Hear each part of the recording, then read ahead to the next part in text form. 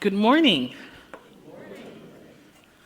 Nice. You guys are doing well so far. It's a little bit of an echo on my side. So, can you hear me? That's the tone. You can hear me, sorry. I didn't even think of that as an option. Can you hear me? That is the tone of the conversation. Jesus has just revealed that soon he will die. Now, he coded his delivery, and it is missed by every single one of them. And instead, they look at one another as though nothing has been said, and they burst out into an argument about their favorite topic. Who is the greatest? Now, everyone in that conversation assumes that the answer to the question begins and ends with their name, all the while ignoring that their rabbi and teacher has just said something they cannot understand. They've missed the message that Jesus will die and have chosen instead to discuss who is the best, who is the strongest, the greatest, the most, the one who wins it all in the end. How ironic. Such questions must be to the one who is God in human flesh, standing among them, stripped of performative greatness and announcing their death is coming. God says, I will die for you, and they ask, who is the greatest? And I get why Jesus' words are difficult to decipher. He says, I will be delivered into the hands of men. It's a concept and an idea that is so far from their expectations that they cannot and dare not ask more questions. You see, a quick look around suggests that their plans for Jesus to be their hero are right on track. They can see conquest after conquest, win after win, sign after sign, that finally God is going to take them to the top if they can just keep this Jesus guy by their side. Demons flee, the sick are healed, the religious are stumped, the most intelligent humbled, and it seems that their prayers are being answered, that their dreams are coming true. God will make them victorious. After all, this man who can turn water into wine and make the blind see and the lame walk, they are convinced he will save them. He'll be one to defeat those who overpower them. He's going to be the one to bring great comfort in the midst of this age of occupation. He will be the one to make their enemy small and to make them great. Israel will rise, and they plan to rise with it. And so the course of the language that Jesus gives, I will be delivered into the hands of men. That's not something they can hear. That is not the story. That's not the narrative. That is not the way forward that aligns with their ideas about what God has in store for them. And if they knew in that moment that Jesus was God incarnate, they would have surely said, you may be God, but you aren't my God. And so with great ease, they turn the conversation towards that which they suggest actually matters. Who will be the greatest? Now, everyone's hand goes up except Jesus. They are all vying for the top spot.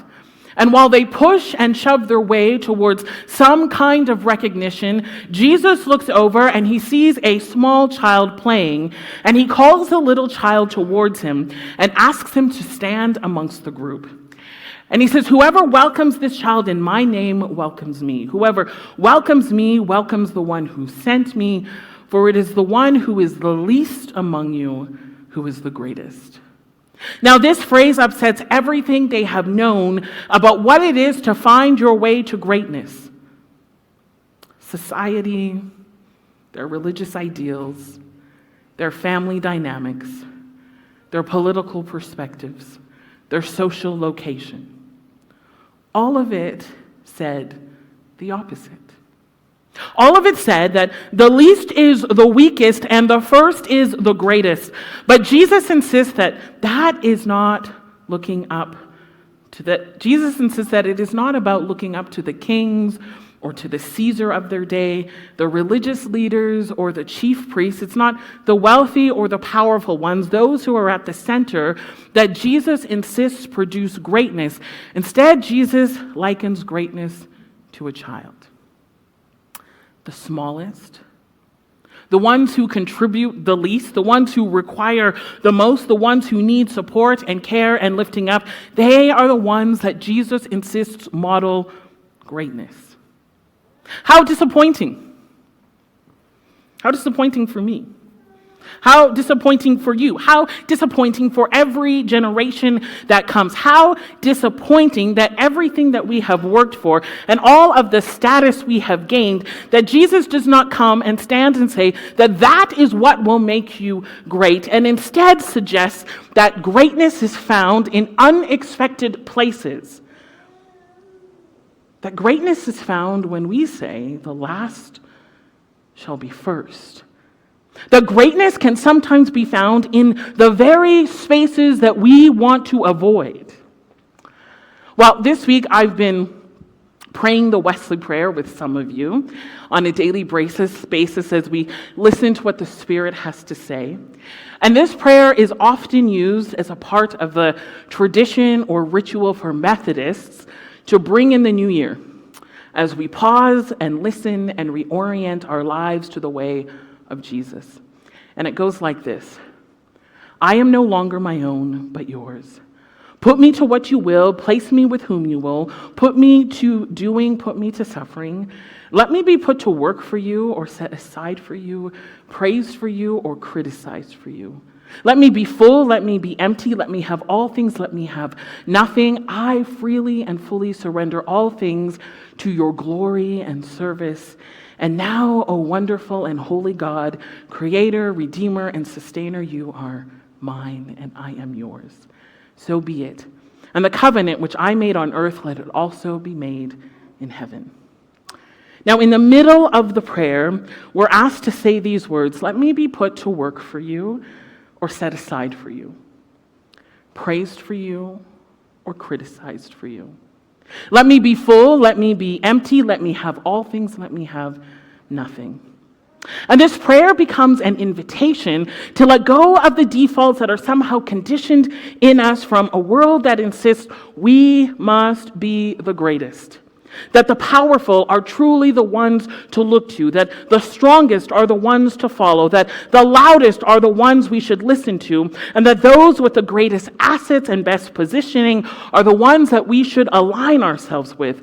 Yet here in this simple prayer that invites us to look not to our perception of greatness, but rather to look to Jesus and align ourselves with that over every other thing. And it's disappointing because it is costly. That is the challenge that is presented to us with this audacious prayer. That it costs us something to follow Jesus. That it costs us something to follow Jesus when the act of following does not point us to what we often measure and maintain are the greatest, the most powerful, the loudest, or the strongest voices, positions, ideologies, or practicalities. Let me be put to work for you or set aside for you, praised for you or criticized for you. Let me be full, let me be empty, let me have all things, let me have nothing. These words are an invitation to hear the voice of Jesus, the tenor of his tone, the gravity of his words as he declares, I will be delivered into the hands of men. To hear those words, to understand those words, and still be willing to follow, despite the cost and the risk, the potentials of being asked to walk all the way with Jesus to the foot of the cross. You know, if you continue to the passage that follow this initial scenario, you begin to understand the actual challenge that's in front of us. The first is Jesus finds himself heading into a Samaritan town. Now, all of you have probably heard of the story of the Good Samaritan. We always preface it that the Jews and the Samaritans did not, in that time, get along, although they were kind of like cousins. to each other. But they had different ideas about where they should worship and who the heroes of their past were. But these differences were so prevalent and so grating to each other that they saw it as reason to become enemies. And so the disciples, they go to Samaria, they find some people, they start to gather the things that they need. But when the people hear that the reason that they are here and the reason that they are gathering and the reason that they plan to walk through is because they're going to Jerusalem, which is indeed a point of contention, Jesus is no longer welcome. Jesus is no longer wanted. You see, when Jesus asked nothing of them and challenged nothing about them, they were willing to engage despite their differences. But the moment he mentions Jerusalem, they no longer wish to follow. They are not interested in Jesus if it will cost them anything. Then we have James and John, who are outraged. How dare you say no to them? After all, they are the greatest. And they recognize that they are standing next to a powerhouse, right? They have witnessed all kinds of miracles. They think this is the time for Jesus to shine. And so they ask a question that I think is pretty bold and outlandish, but if you go back to the Old Testament, it makes a little bit of sense, but I won't go there too much. And he says, "Do you want us to call down fire from heaven to destroy them?" How many of you pray that prayer? So, okay. Oh, I saw some hands. So I was watching a Nigerian movie yesterday, and I burst out laughing. They had this scene of a church. God, forgive me, Nigerians. This isn't about you. It was a Nigerian movie. And then the scene where the pastor, his opening line says, May all of your enemies be destroyed. May be destroyed in an airplane crash or something like that.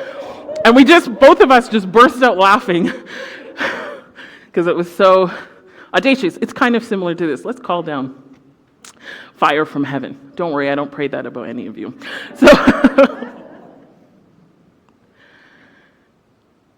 So in their other words, they say, will you show them that your power can destroy them and that they had better get on board? Because we know more than anything else, if you can make people just a little bit scared, just a little bit afraid, you can probably get them to do what you want. But this isn't what Jesus has in mind.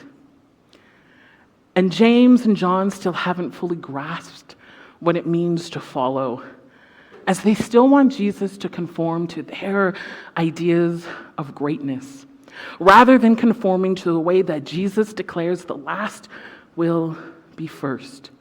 And we are reminded that you cannot hear Jesus say, I will be delivered into the hands of men, when you are not ready to walk with Jesus to the foot of the cross.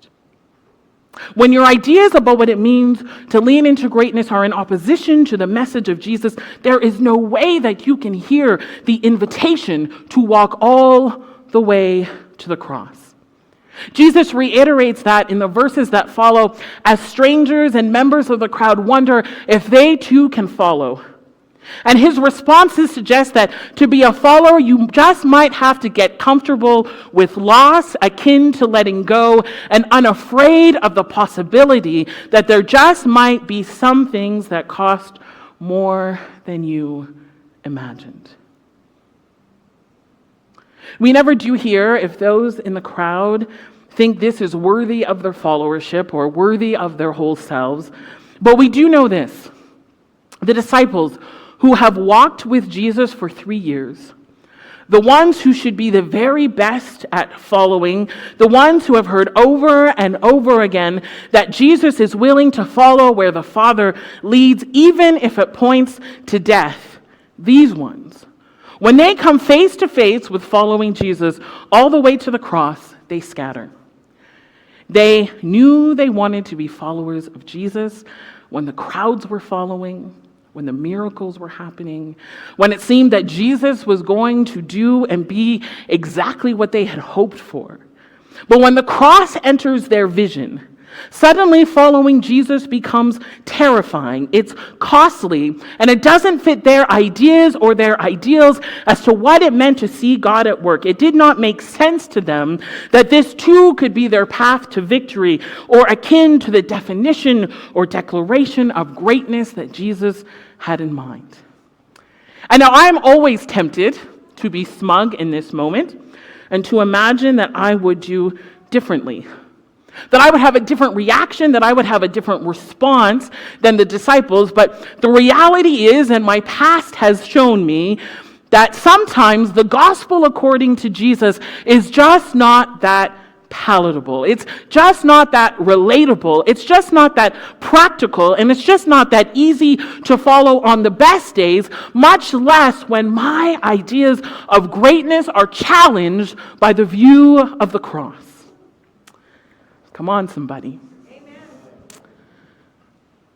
In David Fitch's book, Reckoning with Power, he notes a story that Jamar Tisby tells about George Whitefield.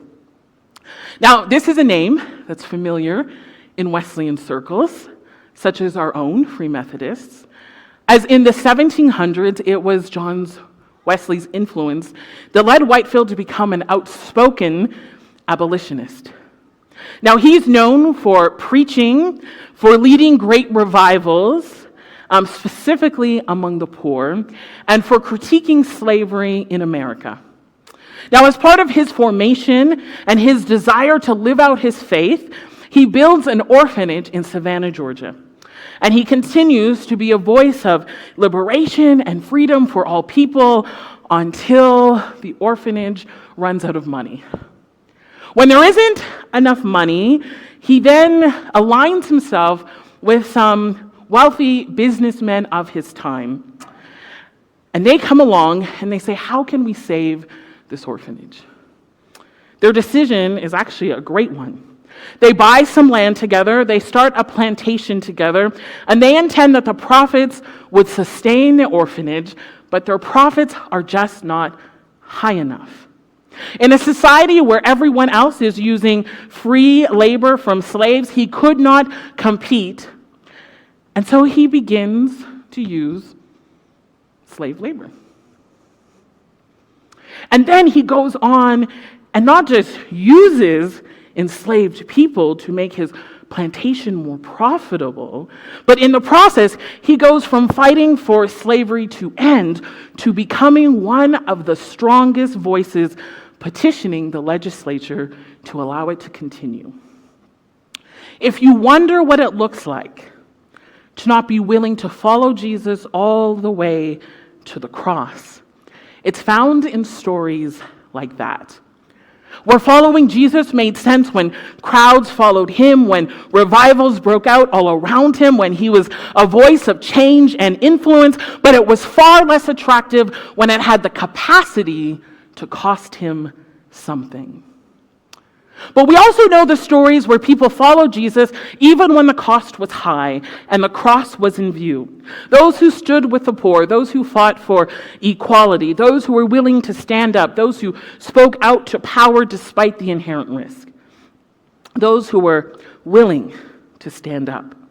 Those who were willing to follow despite the view of the cross before them. Stories like a former pastor of mine who still today in Canada fights in 2025 for equal access to working fire hydrants in his predominantly black neighborhood. Stories like a missionary in Nigeria who's established education and healthcare and development for the nomadic northern people over decades, even in the face of Boko Haram, even after being kidnapped. Stories like my father, who insisted that the reach of his faith could be multiplied by engaging young offenders, those who committed crimes under 18, with a deep focus on their humanity, with restorative justice as his methodology. Stories like a man I knew who worked to help some of what we consider the worst of humanity, sex offenders, to take responsibility and find accountable and safe restoration. Stories that hold names such as Bonhoeffer, stories like Mother Teresa, James Cone, John Wesley, Sister Simone Campbell, and even in this day and age, Beth Moore. Stories from our history, stories that are unfolding right in front of us, stories that we both observe and participate in, and hopefully stories that one day we will tell. But that will only happen if, when the rubber meets the road, when the cross is in view, when following Jesus is costly or difficult or challenging, we are still able to pray these words with expectant and willing hearts. Let me be put to work for you or set aside for you, praised for you or criticized for you. Let me be full, let me be empty, let me have all things, let me have nothing. Are you ready to pray such an audacious and terrifying prayer that echoes the words of Jesus as he says, actually, the least among you are the greatest? In other words, greatness is found in spaces you would not expect. Greatness emerges when we find ourselves among the poor, when we stand with the weak, when we are humble enough to forgive, when we are transformed enough to love, when we are so united with Christ that grace and mercy become our language and our way of being, when the least of these are the ones we have learned to put first, even when it costs us, even when it means we must walk all the way to the foot of the cross. Now, there is one person who we know who walks all the way to the cross, Mary Magdalene, and she also follows Jesus to the grave and is the one to witness and declare the resurrection. She seems to embody the words of Jesus, "The last will be first." The woman once possessed by an evil so terrifying, it's called demonic, freed in the presence of Jesus, she never turns back. Her encounter with Jesus is so life-changing and transformative that it changes everything. Her entire allegiance is to Jesus and the message of the kingdom. So much so that when it takes her to the darkest day, she still says yes. And not even the shadow of the cross was enough to deter her. When I think about the type of follower of Jesus that I would like to be known as and remembered for, she comes up to the top of the list. And I don't doubt that Mary could have said these words, and with tears in her eyes as she recalled what God had done, the way Jesus had saved her, the way her life's trajectory was drastically altered on the day that she said yes. I don't doubt she could have said, "I will follow." I don't doubt she could have prayed with defiance and commitment and great love. "I am no longer my own, but yours. Put me to work for you. Put me aside for you. Praise for you or criticize for you. Let me be full. Let me be empty. Let me have all things. Let me have nothing." And what about us? Will we be ones who follow even when it requires us to forgive? Will we be the ones who follow even when it asks us to put our long-held ideas aside? Will we follow when we are asked to go in a new direction, to go apart from the things that are comfortable or familiar? Will we follow when we are put face to face with our enemies, with strangers, with those we have been taught are the other, and still choose love? Will we follow when it takes our time, when it removes our comfort, when we can barely see the way forward? Will I follow? Will you follow? Will we follow all the way to the foot of the cross, where the least and the last, the broken and the tired, the weak and the forgotten, the lost and the burdened find themselves in the presence of one who, even though their very nature was God, humbled themselves by becoming obedient to death, even death on a cross. That is the God that we worship. That is the one that we follow. A God who came and lived and taught and experienced the very words of this prayer. Rochelle, you guys can come up. I am no longer my own, but yours. Put me to what you will, place me with whom you will, put me to doing, put me to suffering. Let me be put to work for you or set aside for you, praise for you or criticize for you. Let me be full, let me be empty, let me have all things, let me have nothing. In all things, in all places, in all spaces, in all moments, when we are winning and when we are losing, when we find ourselves in spaces that look like greatness and those that look like defeat, will we say that we will follow? Will we follow even in view of the cross?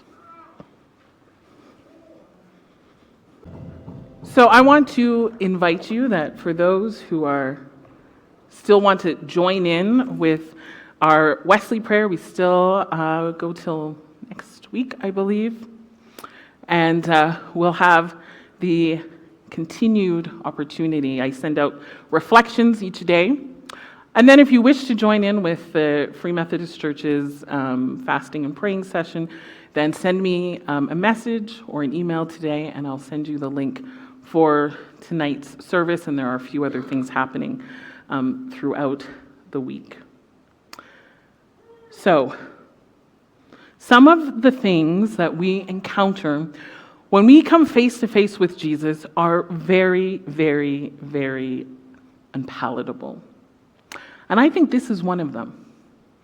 The invitation to follow Jesus, regardless of what we are experiencing, regardless of what we can see before us, regardless of the things we're asked to shed and let go of, regardless of what surrounds us, I think that doesn't sound like something I really want to do.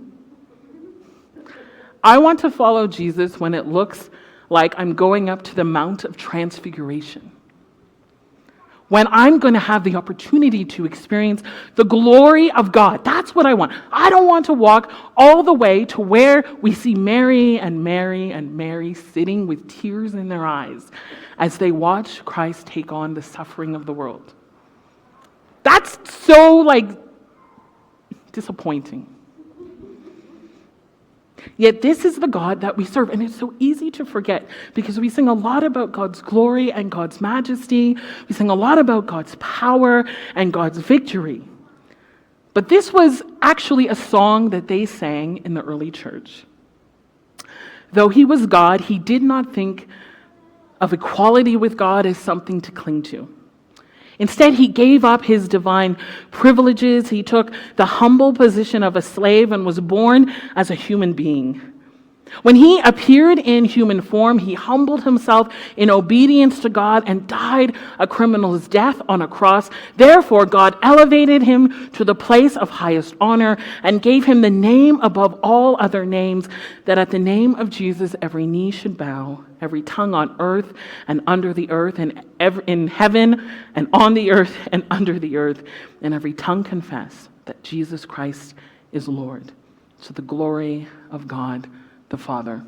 May those words go with you as you encounter whatever it is that you will encounter this week, as you face those high moments and those low moments, as you are made full and as you are made empty, when you are criticized, when you are laid aside, as well as when you're raised up. Have a blessed week.